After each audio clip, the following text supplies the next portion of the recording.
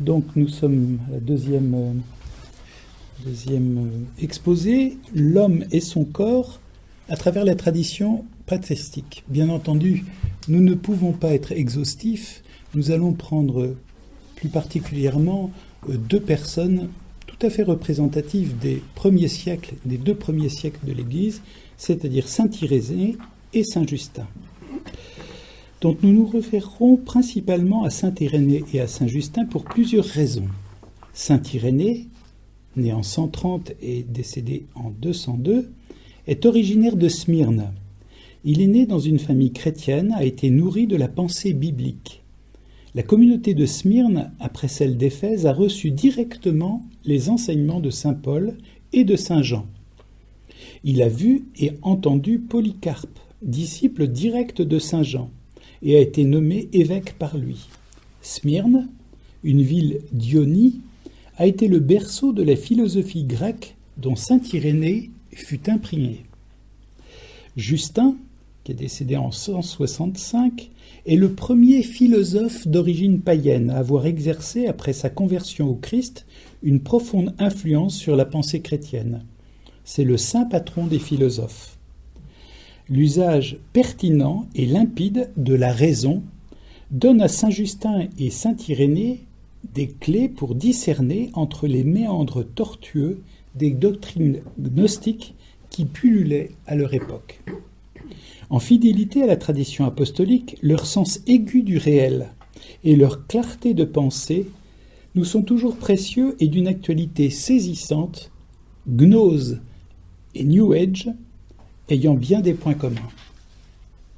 Ainsi, concernant l'homme et son corps, saint Irénée ne cesse de nous rappeler l'un des buts premiers de l'incarnation du Verbe de Dieu a été et reste toujours celui de nous révéler la vérité par et dans sa chair.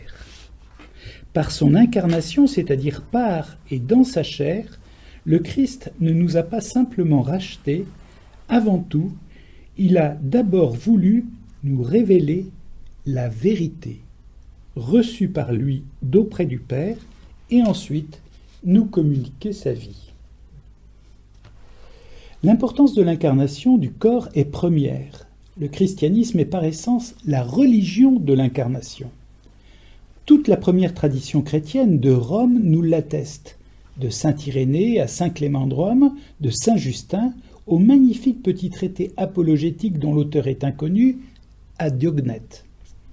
Dans la mouvance de la tradition d'Antioche, chère à l'orthodoxie, de saint Ignace d'Antioche à saint Polycarpe, disciple de saint Jean, et saint Théophile d'Antioche, tous fondent leur théologie sur l'incarnation de Jésus, vrai Dieu et vrai homme. Ces premiers pasteurs sont obéissants en tout point aux Saintes Écritures. De plus, ils enseignent sous le contrôle et la confirmation de la tradition apostolique de l'Église. Depuis ton plus jeune âge, tu connais les Saintes Écritures. C'est la deuxième lettre à Timothée. Elles ont le pouvoir de te communiquer la sagesse en vue du salut par la foi que nous avons en Jésus-Christ. Toute l'Écriture est inspirée par Dieu. Elle est utile pour enseigner, dénoncer le mal, redresser, éduquer dans la justice. Grâce à elle, l'homme de Dieu sera accompli, équipé pour faire toutes sortes de biens. Deuxième lettre à Timothée, chapitre 3, versets 15 à 17. C'est ainsi que saint Irénée affirme : « Il faut nous réfugier auprès de l'Église, nous allaiter de son sein et nous nourrir des Écritures du Seigneur. Car l'Église a été plantée comme un paradis dans le monde. Tu ne mangeras pas du fruit de tous les arbres du paradis, dit l'Esprit de Dieu. Ce qui veut dire, mange de toute l'Écriture du Seigneur, mais ne goûte pas à l'orgueil et n'aie nul contact avec la dissension des hérétiques. » Nous retrouvons ça dans saint Irénée contre les hérésies, dénonciation de la gnose aux non-menteurs. Pour la tradition biblique et apostolique, l'origine de la création de l'univers est ex nihilo per verbum in spiritu, c'est-à-dire Dieu le Père, aidé de ses deux mains. Ah, ça, c'est une perspective de saint Irénée. Dieu a deux mains. Je ne sais pas si vous aviez déjà envisagé ça, mais saint Irénée le dit, Dieu a deux mains. Il a le Christ comme main et il a l'Esprit Saint. Donc, Dieu le Père, aidé de ses deux mains, son Verbe, le Christ et son Esprit Saint, a créé le monde et tous les êtres sans exception.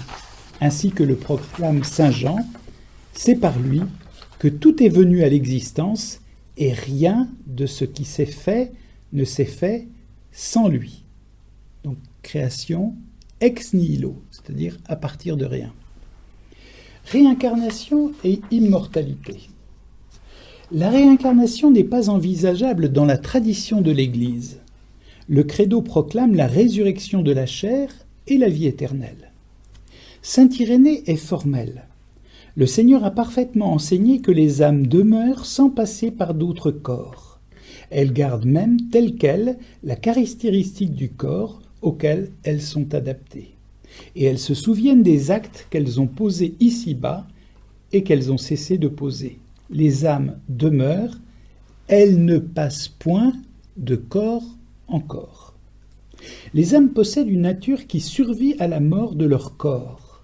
Cependant, pour la tradition apostolique, ces âmes sont temporelles et par conséquent elles sont appelées à connaître la dissolution, si elles ne demeurent pas dans une union libre et aimante avec Dieu, qui seul est incréé et éternel.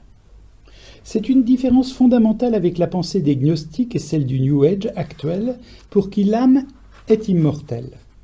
Les pères de l'Église et saint Irénée précisent que l'existence et la vie ne sont pas inhérentes à la nature de l'âme.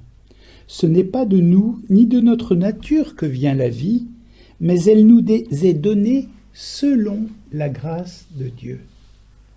Saint Justin ne dit pas autre chose. Pourtant, l'âme est vivante, personne ne peut le nier. Si donc elle est vivante, ce n'est pas parce qu'elle est vie, mais parce qu'elle bénéficie de la vie. L'âme ne participe à la vie que dans la mesure où Dieu veut qu'elle vive. Et saint Irénée d'insister, c'est pourquoi celui qui garde le don de la vie et rend grâce à celui qui le lui a donné, recevra aussi la longueur des jours pour les siècles des siècles. Mais celui qui rejette ce don, qui ne déboigne qu'ingratitude pour l'existence reçue et qui refuse d'en reconnaître le donateur, celui-là se prive de la durée pour les siècles des siècles. Ainsi, pour saint Irénée, l'âme est capacitée à recevoir l'existence et la vie. Voilà l'enseignement qu'il tire de la création de l'homme en Genèse 2, verset 7. Alors le Seigneur Dieu modela l'homme avec la poussière tirée du sol, il insuffla dans ses narines le souffle de vie, et l'homme devint un être vivant. La poussière désigne le corps, et le souffle de vie, l'âme. Le corps est animé par l'âme, car de même que le corps animé par l'âme n'est pas lui-même l'âme, aussi longtemps que Dieu le veut, de même l'âme n'est pas vie elle-même, mais participe à la vie donnée par Dieu. Nous sommes toujours dans saint Irénée, dans son livre Contre les hérésies. En affirmant que Dieu est âme, en affirmant que l'homme est âme en même temps que corps, les pères de l'Église se sont opposés au matérialisme ou au naturalisme qui réduisent l'homme à la seule réalité physique ou biologique, et au spiritualisme selon lequel le corps serait un tombeau qui emprisonne l'âme. Nous l'avons déjà vu la dernière fois, donc la doctrine reprise par Platon est en fait avant celle de Pythagore. Actuellement, donc on retrouve ces perspectives-là chez les théosophes et les rosicruciens. Donc le corps serait un tombeau dont il faudrait s'abstraire pour arriver à accéder à l'initiation et à la connaissance. Grégoire de Nice souligne, à la suite de l'anthropologie biblique, l'unité du composé humain dès la conception. Ni l'âme ne vient avant le corps, ni l'inverse. l'âme et le corps sont distingués sans être séparés, unis sans être confondus. Je fais une petite aparté. La médecine occidentale moderne soigne de manière naturaliste non pas des personnes, mais des corps ou des organes morcelés et réduits par le biais d'analyses ou de séries de chiffres. Une médecine qui serait basée sur une anthropologie chrétienne, en tenant compte bien entendu des dernières découvertes de la science médicale, devrait considérer le patient dans sa réalité humaine totale et non pas segmentaire. C'est sans doute une des raisons pour lesquelles précisément les médecines qui nous viennent du New Age ont tant d'écoute parce que précisément elles prendraient en compte l'ensemble du composé humain. Mais une perspective d'anthropologie chrétienne de la médecine devrait aussi prendre en compte la globalité de notre être. D'ailleurs, Jean-Paul II, quand il s'est adressé à des médecins, a des phrases tout à fait dans ce sens, de prendre en compte tout le composé humain et de rendre participants précisément les personnes à l'élaboration de leurs soins et non pas être considérés uniquement selon des analyses et des perspectives chimico... voilà. L'homme est autre chose que son aspect mécanique, bien entendu. L'identification entre l'âme et le souffle de vie chez les gnostiques ou dans la conception orientale du prana est l'objet de toutes les confusions, de toutes les illusions et au pire de toutes les supercheries. Identification entre le souffle de vie et le prana. Car ce prana, cette énergie vitale nécessaire à la vie, ferait des êtres humains, mais aussi de tous les êtres vivants dans la métempsychose, un prolongement direct de Dieu et leur conférerait l'éternité. Or, saint Irénée et la jeune Église sont formels. Le postulat de l'incorruptibilité de l'homme, par le biais de l'incorruptibilité de son âme, qui se transmigrerait de réincarnation en réincarnation, n'est qu'une reprise ou une extension du mensonge diabolique, celui qui a promis à l'homme l'immortalité. Vous vous souvenez de la parole du serpent qui dit « Mangez de ce fruit, vous deviendrez comme des dieux et vous ne connaîtrez pas la mort ». Justin, avant Irénée, l'avait affirmé. Le postulat de l'immortalité définitive de l'âme pousse les hommes à croire que leur âme étant immortelle, ils n'ont pas besoin de Dieu, ni de son salut en Jésus-Christ. Et Irénée de confirmer, si ce postulat est vrai, la foi est superflue et la descente d'un sauveur est sans objet. L'homme ne peut pas être successivement plusieurs personnes, avoir dans le temps plusieurs identités. Ça, c'est véritablement l'affirmation de notre foi en la résurrection. Homme, l'homme, image et ressemblance de Dieu. Nous allons revenir à ces fondements extrêmement importants dont nous avions déjà parlé la dernière fois au sujet de la Genèse. Et nous allons revoir un peu cette conception de l'homme, image et ressemblance de Dieu, selon saint Irénée. Dieu dit « Faisons l'homme à notre image et selon notre ressemblance. Dieu créa l'homme à son image, à l'image de Dieu, il les créa, hommes et femmes. » Genèse 1, verset 27. C'est la dignité même de l'homme d'être créé à l'image et selon la ressemblance de Dieu. Dignité que ne possède aucun animal. Aujourd'hui, je suis surpris de voir combien un certain nombre de personnes qui ont une audience médiatique importante considèrent que finalement l'homme est un animal comme tout le monde, un peu plus évolué. Donc il y a maintenant toute une dynamique pour considérer l'animal comme quasiment une personne. Donc là, ce n'est pas la conception des pères de l'Église. Le corps, temple de l'Esprit Saint, est précieux pour Dieu. Saint Justin, commentant ces versets de la Genèse, l'exprime avec force. L'Écriture ne dit-elle pas « Faisons l'homme à notre image et à notre ressemblance ». Quel homme ? C'est évidemment l'homme charnel, car l'Écriture dit encore « Dieu prit de la poussière de la terre et façonna l'homme ». Il est donc évident que l'homme qui fut fait à l'image de Dieu était l'homme charnel, avec son corps, sa corporalité. Comment, dès lors, ne serait-il pas absurde de dire que la chair qui fut façonnée par Dieu à son image est vile et de nul prix? Alors, je voudrais juste faire une petite aparté qui sera l'objet de notre dernière causerie, de ce que dit justement le Dalai Lama à ce propos. Il dit « Cette existence humaine que nous tenons pour précieuse vient d'un rebut. Le corps est une machine à produire excréments et urine. Pareil corps n'est pas à chérir. » Il le dit dans Samsara, la vie, la mort, la renaissance, le livre du Dalai Lama.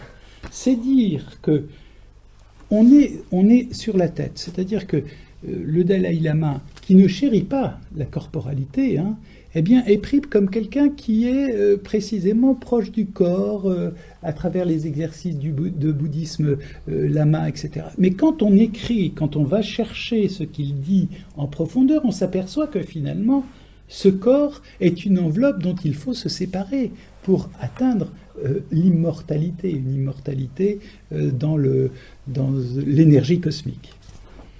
Une petite aparté.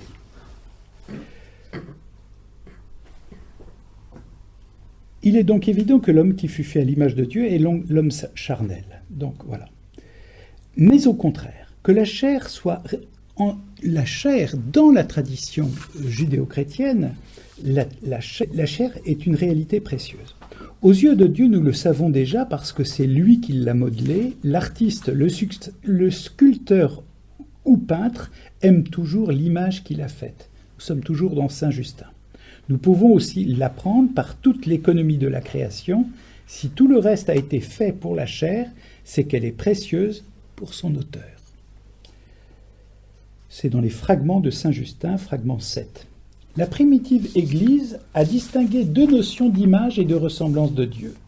Si l'image est actuelle, déjà réalisée, car elle se rapporte à notre nature et à sa constitution, la ressemblance demeure en potentialité. Elle est à accomplir, elle dépend de nos choix, de notre volonté, de notre liberté à réaliser pleinement notre nature d'homme. L'exercice des vertus nous permet d'accueillir la grâce qui accomplit cette ressemblance avec Dieu. Là, je vous renvoie aux enseignements du père Dominique Osnet sur les vertus qui paraissent dans d'une part sur le site d.osnet.free.fr et sur le blog Charismata. Oui, c'est les petits enseignements qu'on fait le vendredi matin à 9h30 une fois par mois à l'église Saint-Aubin, la halte spirituelle. Ainsi, la finalité de notre corps ajusté à une vie spirituelle est de s'accorder et de s'unir à Dieu.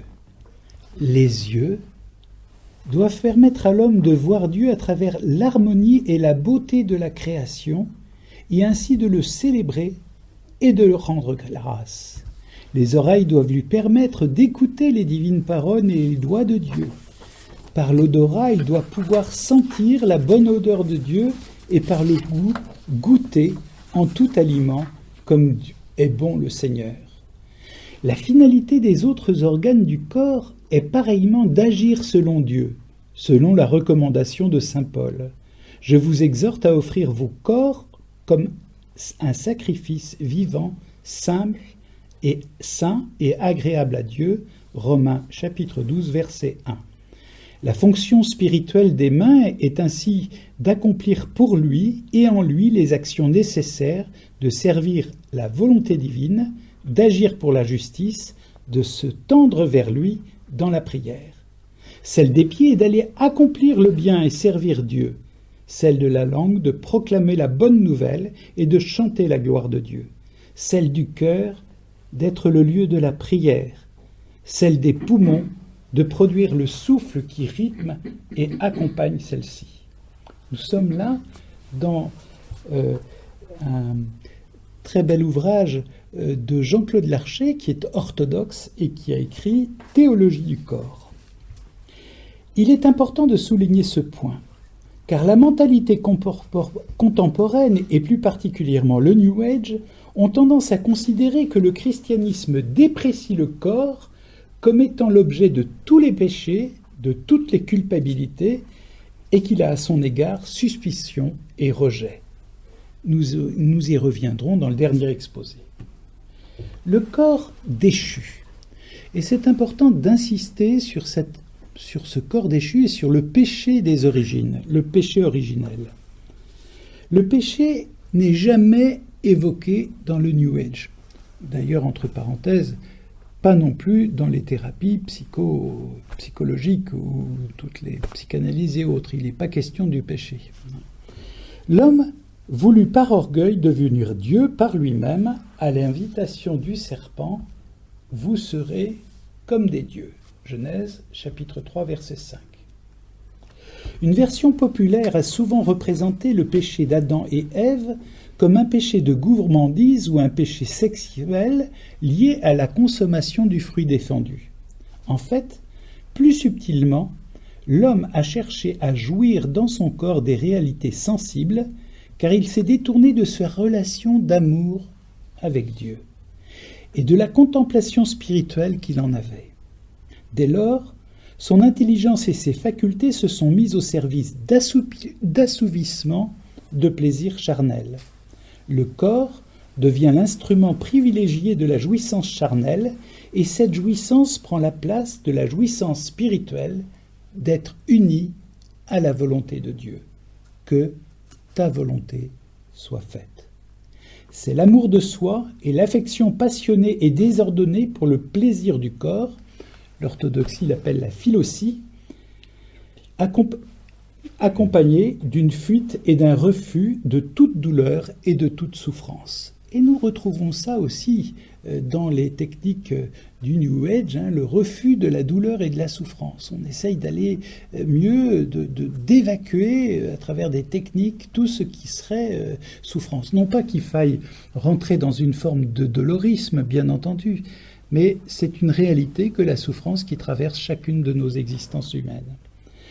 Le plaisir auquel se soumet Adam après sa faute est donc une forme déchue, inférieure de jouissance, un plaisir grotesque et superficiel, limité et de courte durée, qui le prive en prenant sa place d'un plaisir plus élevé, plus profond, et dont il jouirait plus harmonieusement dans la totalité de son être, nous dit saint Augustin, dans la Cité de Dieu.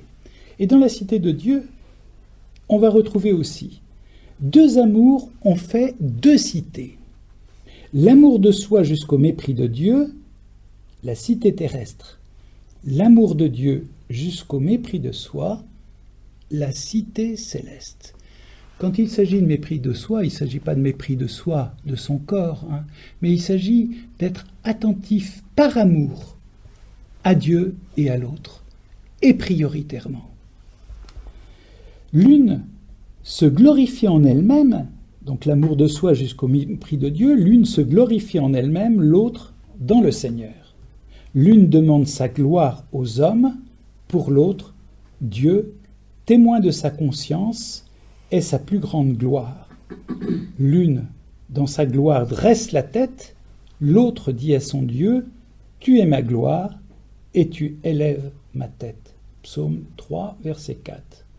L'une dans ses chefs ou dans les nations qu'elle subjugue est dominée par la passion de dominer, dans l'autre, on se rend mutuellement service par charité, les chefs en dirigeant les sujets, en obéissant, l'une en ses maîtres aime sa propre force, l'autre dit à son Dieu, « Je t'aimerai, Seigneur, toi ma force. » Psaume 17, verset 2. Donc nous retrouvons ça dans saint Augustin, ce combat permanent qui traverse la politique jusqu'à aujourd'hui. Je ne sais pas si vous remarquez ça. Donc dans la Cité de Dieu au chapitre 14. Les effets du péché. Les pères de l'Église ont remarquablement analysé le scénario du péché originel. Ce péché originel est le prototype de tous les péchés. Ils ont précisé avec une grande pertinence les mouvements qui conduisent à cette rupture de la relation avec Dieu, avec soi-même, avec son prochain et avec la nature. 4 ruptures. Quelle actualité! Il ne s'agit pas là d'un mythe. Il ne s'agit pas là d'un mythe. On parle souvent du mythe d'Adam et Ève. Ce n'est pas un mythe. D'ailleurs, André Girard, un grand penseur actuel, André Girard, s'insurgeait contre le fait que la Bible puisse être mythologique au sens grec du terme. Ce sont des récits, et des récits qui ont une acuité par rapport au réel absolument incroyable. Il ne s'agit donc pas d'un mythe, mais d'une description quasi clinique du mécanisme du péché et de ses conséquences. Adam s'est détourné de Dieu et par conséquent de sa grâce. Il transmet à sa descendance les mots contraires à cette relation d'amour pour laquelle Dieu l'a créé. Il connut la tristesse et la souffrance liées à cette rupture qui se manifestèrent dans sa chair, la maladie, la corruption et finalement la mort. Cette nouvelle condition de l'homme due à sa chute est signifiée dans la Genèse par les tuniques de peau que nous retrouvons au chapitre 3, verset 21, manifestant la condition désormais soumise à la matérialité, à l'animalité et à l'obscurcissement de sa vocation première. Les 3 degrés de la chute. Alors nous allons voir un peu ce scénario de la chute, et quand on l'examine de très près, on s'aperçoit que chacune de nos chutes peuvent s'y retrouver. Le premier mouvement, le jardin non gardé, entré dans l'illusion. Vous savez que Dieu avait demandé à Adam de garder et cultiver le jardin. Or, le serpent est rentré subrepticement à l'intérieur de ce jardin. Le serpent était le plus rusé de tous les animaux des champs que le Seigneur Dieu avait fait. Il dit à la femme, « Alors Dieu vous a vraiment dit, vous ne mangerez d'aucun arbre du jardin. » La femme répondit au serpent, « Nous mangeons les fruits des arbres du jardin, mais pour le fruit de l'arbre qui est au milieu du jardin, Dieu a dit, vous n'en mangerez pas, vous n'y toucherez pas. » Vous voyez la dynamique corporelle aussi là-dedans, « sinon vous mourrez. » Le serpent dit à la femme, « Mais pas du tout, vous ne mourrez pas.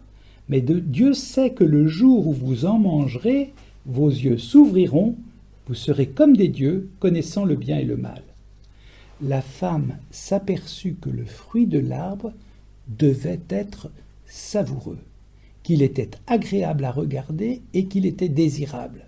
Cet arbre, puisqu'il donnait l'intelligence. Elle prit de son fruit, en mangea, elle en donna à son mari et il en mangea. Vous voyez cette expérience de corporalité, on est dedans. Dieu avait demandé à l'homme de garder et cultiver le jardin. Adam a laissé entrer le serpent. Ainsi, le serpent est entré en dialogue avec la femme. Dieu est nommé Adonai Elohim. Mais la femme, dans le dialogue avec le serpent, ne parle plus que de Dieu. Dieu n'est plus son Seigneur. Dieu devient l'autre. Et la femme ajoute de l'interdit en disant, Dieu avait dit, vous ne mangerez point du fruit et vous n'y toucherez point. Donc elle rajoute de l'interdit à l'interdit. Elle biaise le commandement pour justifier sa transgression. Son dialogue avec le serpent lui donne à voir autre chose. Elle entre dans l'illusion du serpent. Elle voit la mort comme étant la vie et la vie comme étant la mort. Elle ne voit plus la vérité, la réalité. Elle voit la nudité avec un regard de convoitise. L'homme est une terre insufflée. Nous l'avons vu, insufflée par Dieu. Adama, la terre insufflée. Il a en lui le désir de communier avec cette terre, puisqu'il est constitué de cette terre. Communier, c'est manger. Quand on communie, on mange. L'homme va désormais manger du fruit en dehors de l'ordre donné par Dieu, et ainsi, il oublie que Dieu l'a insufflé. Il n'est plus réduit qu'à la matérialité de son corps, qu'à la terre dont il est constitué, oubliant qu'il il a été traversé par ce souffle de vie qui vient de Dieu. Deuxième mouvement, la fuite devant Dieu, se cacher. Alors leurs yeux à tous deux s'ouvrirent et ils se rendirent compte qu'ils étaient nus. Ils attachèrent les unes aux autres des feuilles de figuier. Ce ne sont pas des feuilles de vigne, hein, ce sont des feuilles de figuier. C'est important parce que... Important. Ah ben c'est important. L'importance du figuier. Hein. Le figuier, c'est l'arbre... Le figuier, dans la tradition d'Israël, c'est l'arbre de la connaissance. Et on va ruminer la parole de Dieu, on va se laisser imprégner de cette parole de Dieu sous le figuier. Et c'est pour ça que quand Jésus voit Nathanaël sous le figuier, c'est tout à fait important. Et vous voyez cet arbre de la connaissance, enfin voilà, vous voyez, ils en font quelque chose de matériel pour se couvrir de leur nudité, au lieu de revêtir de cette authentique gnose, nous y revenons, qui est la connaissance de Dieu, et dans l'obéissance à sa parole. Voilà, donc ils attachèrent les unes aux autres des feuilles de figuier, ils s'en firent des pagnes. Ils entendirent la voix du Seigneur Dieu qui se promenait dans le jardin à la brise du jour. L'homme et sa femme allèrent se cacher au regard du Seigneur Dieu parmi les arbres du jardin. Le Seigneur Dieu appela l'homme et lui dit « Où es-tu donc ?» Il répondit « J'ai entendu ta voix dans le jardin, j'ai pris peur parce que je suis nu et je me suis caché. » Les pères de l'Église disent que l'homme, dans son état premier, était revêtu de la gloire divine. Ils se cachent derrière des feuilles de figuier, ils se cachent dans le jardin, ils fuient la relation et ils ont peur. Ils refusent cet appel au repentir. Où es-tu ? Où te caches-tu ? L'homme ne se repent pas, il a peur, il est dans l'angoisse, il se cache, se distrait, jouit pour oublier son angoisse et invente toutes sortes de méthodes, d'idéologies, de stratagèmes pour éviter une relation juste et vraie avec son Créateur et Sauveur. Il ne veut pas se reconnaître pécheur. Alors nous aboutissons au troisième mouvement. Le rejet de la faute sur l'autre et l'endurcissement du cœur. L'homme se trouve comme chosifié. D'ailleurs, si l'on suit le sens premier de l'hébreu, on peut traduire dans la réponse d'Adam à Dieu « C'est ça que tu as mis à mes côtés ». En parlant d'Ève, il dit « c'est ça ». Ève est devenue une chose, un objet. Reprenons ce passage. Le Seigneur Dieu appela l'homme et lui dit « Où es-tu donc ?» Dieu ne cesse depuis ce jour de chercher l'homme qui se cache. Il répondit « J'ai entendu ta voix dans le jardin, j'ai pris peur parce que je suis nu et je me suis caché. » Adam ne se voit qu'à travers sa nudité matérielle et il voit sa compagne de la même façon. Le Seigneur reprit « Qui donc t'a dit que tu étais nu ? Aurais-tu mangé de l'arbre dont je t'avais interdit de manger ?» L'homme répondit « La femme que tu m'as donnée, c'est ça qui m'a donné du fruit de l'arbre et j'en ai mangé. » L'autre, et sa corporalité, devient un objet de jouissance, oubliant son être et sa vocation à une vie de relation d'amour. Le Seigneur Dieu dit à la femme « Qu'as-tu fait là ?» Et la femme répondit « Le serpent m'a trompé et j'ai mangé. » L'homme rejette sa responsabilité sur la femme sur le serpent. C'est l'endurcissement du cœur. L'homme rend Dieu responsable et se détourne de lui. Heureusement, il y a un chemin de retour, de conversion, de teshuva, nous disent les Juifs, de véritablement retournement du cœur. Le retour de Dieu, c'est donc la conversion. Les pères de l'Église ont expérimenté tous ces mouvements, toutes ces étapes. Et pour peu que nous soyons un peu lucides sur nous-mêmes, nous voyons bien que nous sommes aussi dans ces étapes-là, dans ce processus-là, le processus du péché et de l'endurcissement de notre propre cœur. Donc ils ont lu et relu ces passages fondamentaux et les ont reliés à leur propre expérience, à leur propre combat spirituel. Le premier degré de retour, c'est le repentir. Et ce repentir permet l'adoucissement du cœur. Et c'est l'œuvre de l'Esprit Saint en nous. Et dans un même mouvement, l'acceptation de ma responsabilité personnelle, dans cette compromission avec le péché. C'est moi qui suis responsable. Ce n'est pas le serpent, ce n'est pas mon conjoint, ma conjointe, c'est moi-même et je dois le reconnaître. Je suis responsable de l'état de mon cœur. Je suis responsable de mes actes. J'ai péché et je me suis révolté contre Dieu. Le deuxième degré, c'est ne plus se cacher et s'exposer à Dieu, en passant des ténèbres où nous nous cachions à son admirable lumière. Comme je prends conscience, à travers ce chemin de retour que Dieu m'aime, j'accepte qu'il me montre les lieux de mon enténèbrement. Alors il y a un troisième degré, en obéissant à la parole de Dieu, en faisant sa volonté et en renonçant à ma volonté propre, faire ce que je veux quand je veux, où je veux, en recevant le corps et le sang du Christ, mes yeux s'ouvrent à une réalité simple, belle et juste.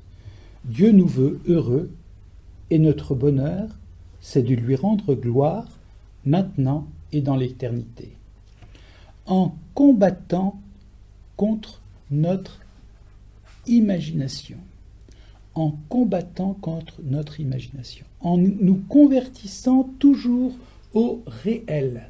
Et là, j'insiste sur ce point parce que dans les techniques de sophrologie, d'hypnose, dans les techniques de méditation de pleine conscience, nous essayons de modeler le réel à l'aune du climat dans lequel nous voudrions être. Alors que là, c'est l'inverse. Nous combattons contre tous les imaginaires, toutes les bulles que nous pourrions nous fabriquer. Nous avons une grande propension à la distraction, à être hors de nous-mêmes et finalement à éviter la vie intérieure, la vie de prière dans une relation incessante à Dieu. En rendant grâce à Dieu de tout notre corps, de tout notre être, non pas seulement pour ce qu'il nous donne, mais pour ce qu'il est. Dire oui à Dieu à l'imitation de la Vierge Marie. Ainsi, le corps redevient corps de beauté, temple de l'Esprit Saint, comme nous dit saint Paul aux Corinthiens dans sa première lettre au chapitre 6, verset 19, et potentiellement corps de gloire.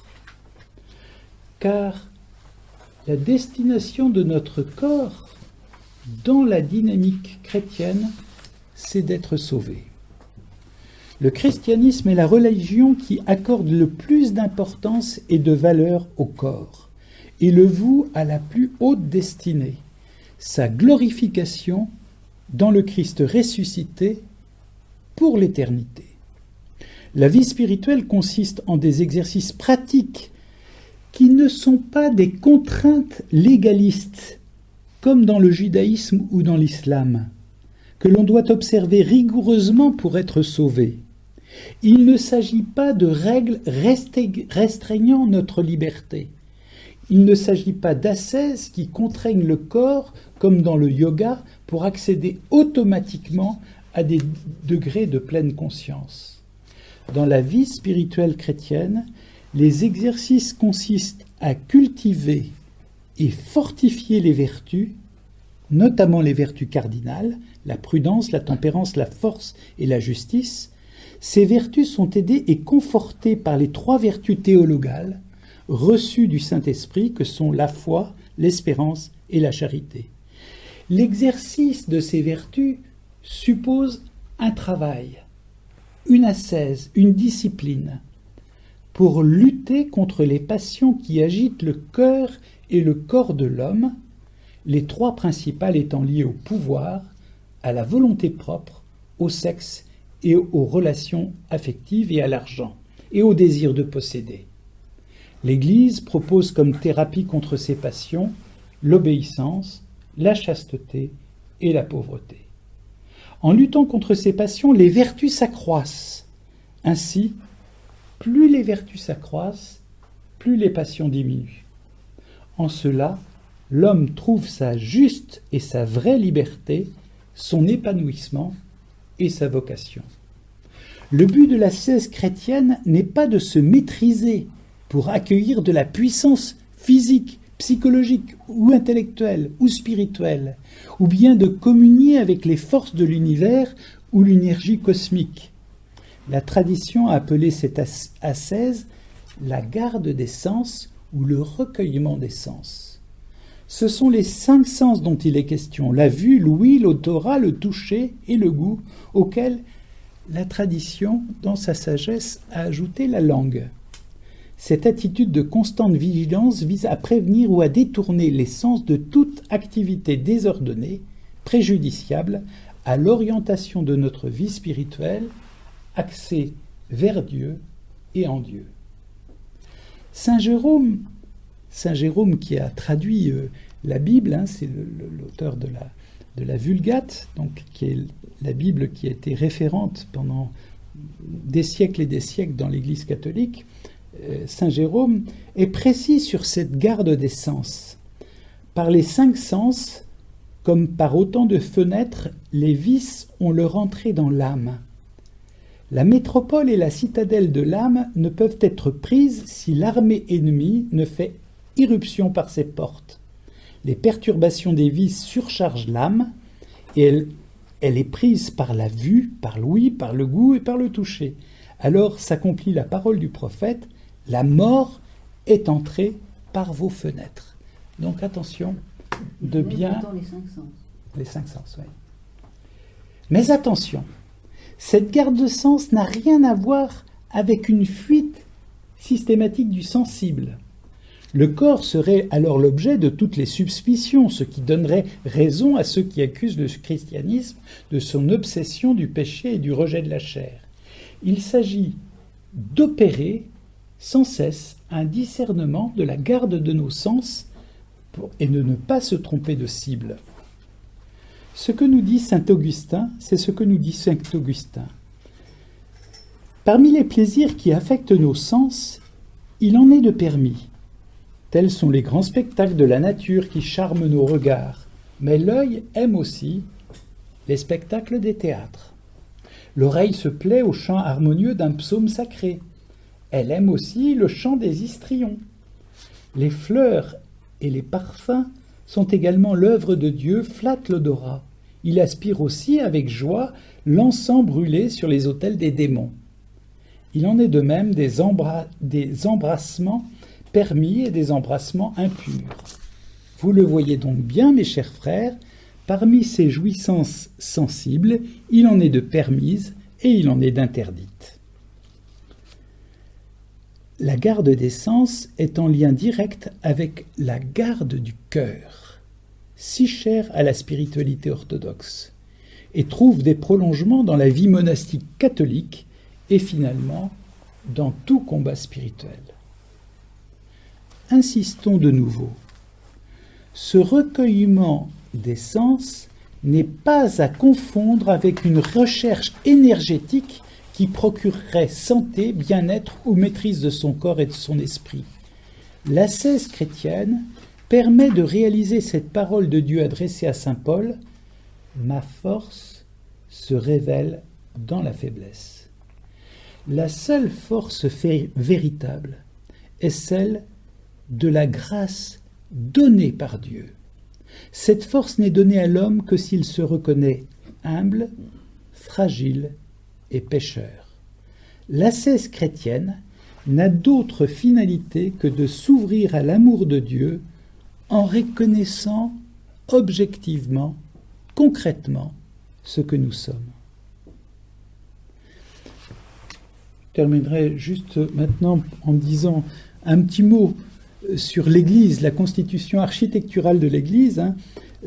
parce que ça demanderait naturellement à être développé, mais c'est intéressant de voir que l'église, je veux dire le monument, le bâtiment, symbolise dans sa structure spatiale l'être humain tout entier.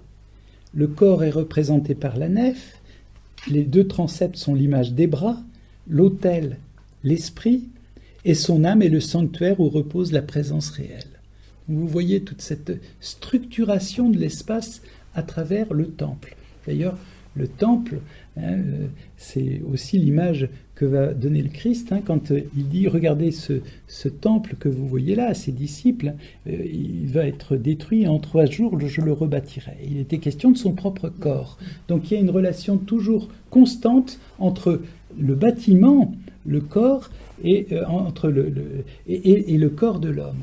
Le grand E majuscule. L'Église a un grand E majuscule. Oui. Les orthodoxes sont beaucoup plus restés très orthodoxes par rapport à cette disposition sanctoriale de leurs églises.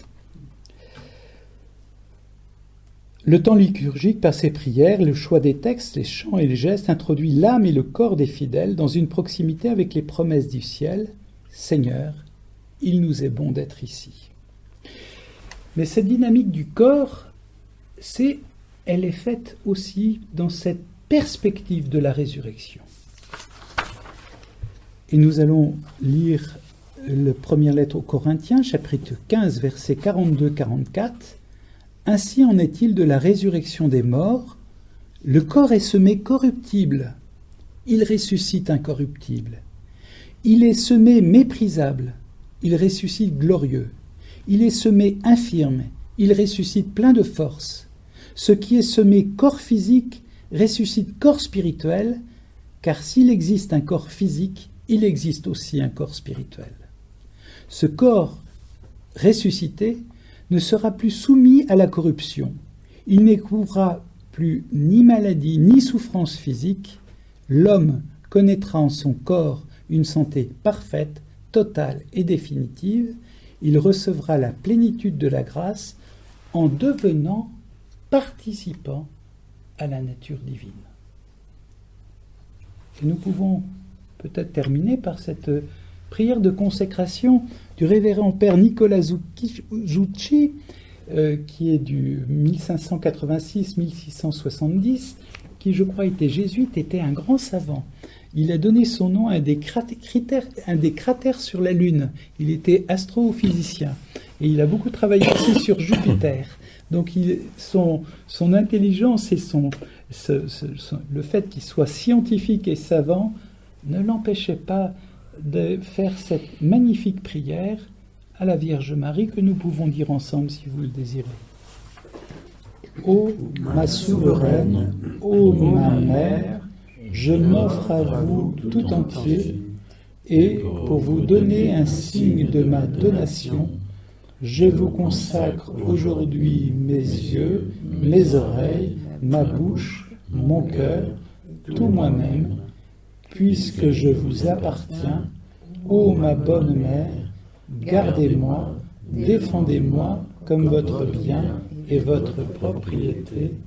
Amen.